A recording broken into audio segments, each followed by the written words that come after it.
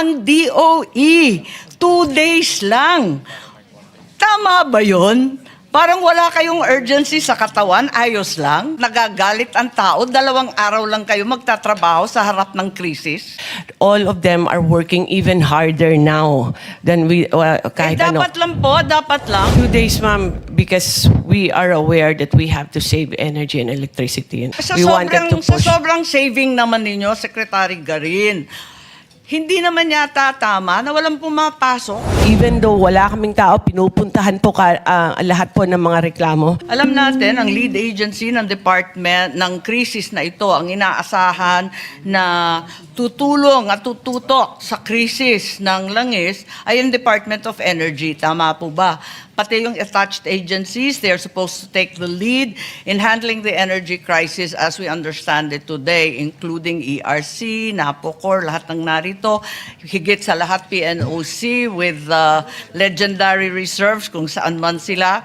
And this is stated in your mandate. And the President also wrote that, in fact, there would be a cutting back in government agencies to 4 days.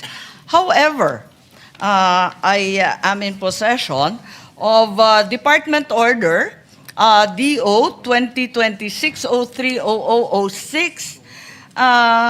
under which the department, through the order of the Secretary, has adopted only 2 days of on-site work per week, with only 50% of DOE officials and employees reporting. And the rest is all work from home. In comparison to Memo Circular 114, they were mandated for a 4-day on-site work arrangement. Our private companies, in order to make a living and to stay above water, have chosen to stay on-site 5 days. Hindi sila nagbabawas. Only a few companies like Del Monte and Aboitiz, nagbawas nga, Monday naman to Thursday. Ang DOE, 2 days lang. Tama ba yun? Parang wala kayong urgency sa katawan, ayos lang. Can you please explain the rationale for this madness? At nagagalit ang tao, 2 araw lang kayo magtatrabaho sa harap ng krisis? Mr. Chair, work from home doesn't mean that we don't work, ma'am. We work every day. We meet every day, even in weekends. We haven't stopped actually for 8 weeks already. Yan kasi Hindi po- sinabi ninyo kanina na yung i-accelerate yung approvals. Ang daming nagrereklamo. Wala daw silang mahagilap sa DOE, PNOC for the approvals of contracts, for the approvals of different projects. Walang tao. 2 araw lang. Di nila alam kung sinong papasok, sinong hindi. Doon pa sa 2 araw, kalahati lang daw papasok. 50% daw yung memo ninyo. Bakit ganun? Kayo inaasahan. Namamatay na yung tao ng gutom, hindi na makapaghanap buhay. Wala nang ani, wala nang pagkain. At ang DOE ay nagbabakasyon. Tama ba yun? Mr. Chair, hindi po nagbabakasyon ng DOE. I mean, we work from 8 up to 8 in the evening, doing meetings and doing everything that we can do just to keep our country sufficient in supply and monitor the prices.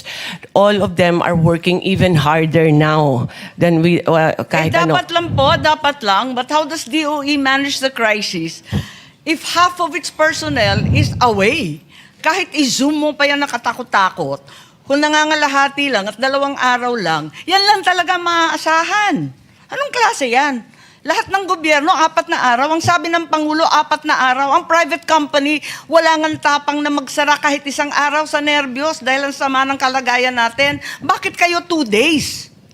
2 days, ma'am, because we are aware that we have to save energy and electricity in this. From the get-go, we wanted to Sa push. sobrang saving naman ninyo, Secretary Garin, hindi naman yata tama na walang pumapasok yung mga oil stakeholders, lahat ng umaasa na makabili ng mas murang langis, walang mahagilap sa DOE. Wala raw katao-tao sa PNOC. Wala daw tao sa ERC. Ano ba ito? Mr. Chair, The bureau that's OIMB, that's downstream, that's there all the time, even on weekends. PNOC is there also. ERC is there also. All the personnel na dapat nag-handle ng mga frontline natin, nandyan, Mr. Chair. Those that are not in the office are continuously working. These are all, we have had a system of e-signatures, and this is not lang. I'm sorry, pero hindi po I mean, you can see naman kung ano yung pinanggagawa namin over the last 8 weeks. It is not because they are at home and they are not doing anything or nanonood lang ng TV doon or hindi nagtatrabaho. We can show it in our accomplishments, Mr. Chair. Lahat po sila overtime yan. Hindi po nagtigil ang trabaho dahil work from home. The objective of work from home is not to stop working. It is to become more efficient. Ngayon po, we are trying to save for the country para Hindi ba sinabi ng Pangulo na 4 days? Bakit kayo kinalahati pa yung 4 days?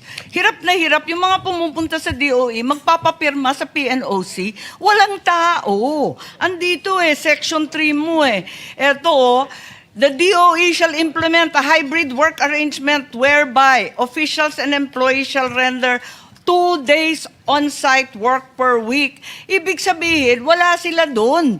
Sino naman ang magtatrabaho? Sinong pipirma? Sinong kakausapin? Sino mag-a-approve ng kinakailangan natin kapag ganyan? Kaya pala, pag nagtatanong kami, wala na kayong sinabi, kundi pag-aaralan, i-review, babalikan, pagmimitingan. Kasi nga, 2 days a week. Mr. Chair, PNOC is a GOCC, so I cannot speak for them, but I'm speaking in behalf of the Pareho rin po. But all contracts are all on deadline, Mr. Chair. Wala po kaming lahat po ng mga service contracts. They continuously, we only have 30 working days for that to sign, and those are signed before the 30 days. Lahat po ng meetings, we are still ongoing with that. Even our oil companies, our bulk distributors, everyone po, minimit po yan. Wala pong tigil po yan.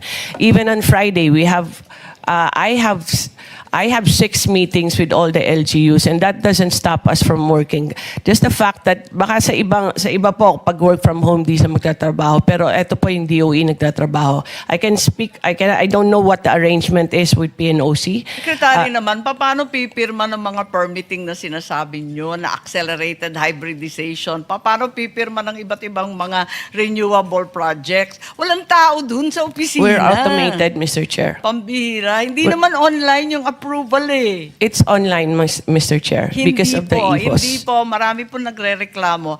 In any case, I think that this memo that the lead agency will work as a mere 2 days a week in the face of this crisis is reprehensible and incomprehensible. Talaga naman habang ang taong bayan ay hirap na hirap, ang ating mga mangingisda ay naghihikahos, ang presyo ng pagkain at ang langis ay hindi ubus maisip, abay walang pakialam ang DOE at sila ay nagbabakasyon 2 araw sa 1 linggo ang pasukan. Yun lang ang masasabi ko. Maraming salamat po. Mr. Chair, hindi po kami nagbabakasyon, Mr. Chair. We work very, very hard. I mean, all our USECs have individual assignments. Sa power, naayos po yung power. On the supply side po, non-stop po yan, paghanap ng supplier. On enforcement, our offices, even though wala kaming tao, pinupuntahan po lahat po ng mga reklamo. It's not stopping the work, Mr. Chair. Our efficiency is even higher now because we are, despite the fact that we are work from home. Hindi po na titigilan yan. If there are applications for service contracts for renewable energy, that goes through EVOS. And all of that is on time. Those are applications, we comply with it, with the legal requirement that it has to be finished in 30 calendar days. Wala pong deemed approved yan kasi bawal po yan sa DOE. So we are doing everything on time. And if there are applications, our frontliners are there. Naka-assign yan na dapat kung may nag-apply po ng gusto nilang bagong gas stations, the office of Director Rino is there, and they're actually practically there 7 days a week because of all these problems, Mr. Chair. Secretary, I have no desire to argue with you, but the facts are evident there's only a 2-day week as far as DOE is concerned, at saksakan ng dami ng reklamo mula sa iba't ibang sektor, higit sa lahat ang sektor ng langis. Yun lang. Kaya siguro, kung maaari, balikan kaya natin itong memo ng ating Pangulo na 4-day on-site. At least man lang yung DOE. Bigyan ng konting diin itong krisis na hinaharap ng ating bansa. May I suggest to the good secretary, I know that dahil sa EVOS law, lahat electronic. No? We push for that law na lahat electronic time-bound in approval. But I think because of the magnitude of the problem right now on oil supply, nako-focus lahat sa DOE. So may I suggest just to revisit that policy of 2-day work week.